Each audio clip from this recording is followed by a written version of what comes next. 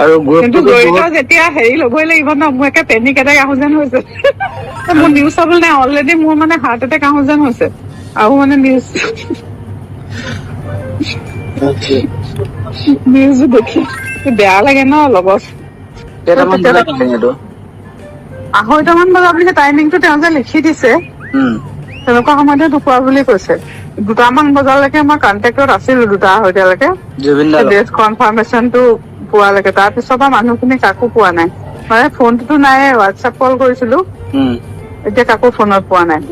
এতিয়া কাকো পোৱা নাই, নাই পোৱা মানে তেওঁলোকে অকণ ভয় খাইছে ন। ভয়তো খাইছে।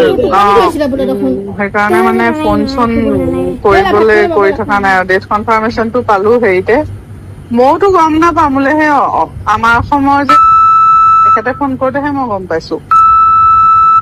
তেখেতে মোলে ফোন কৰি পেলাই যেতিয়া ক'লে, মই গম নাপাওঁ। তাৰপিছত মই তালৈ ফোন কৰি আছো, কোনেও ফোন চোন উঠোৱা নাই, মানে অলৰেডি হস্পিটেলত চিটুৱেশ্যনটো হেৰি হৈ আছে, মানে পেনিক হৈ আছে অলৰেডি। আৰু তেতিয়া মানে সেই ঢুকোৱাৰ আগে আৰু তাৰপিছত তেতিয়া ফোন কৰি পোৱা নাই।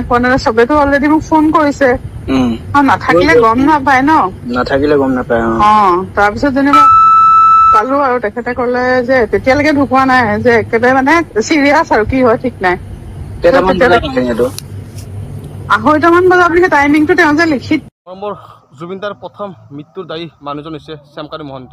আৰু প্ৰথমতে তেখেতক সুধিব লাগে যে ফেষ্টিভেল পাতাৰ কাৰণে ছিংগাপুৰত কিয় গ'ল, নিকুৰ তাত বিক্ৰী কৰিলে নেকি? তেখেতটো বেপাৰীয়ে, সকলোৱে গম পায় যে শ্যামকানু মহন্ত এজন বেপাৰী, আৰু বেপাৰীৰো ভাগ আছে সাংঘাতিক বেপাৰী।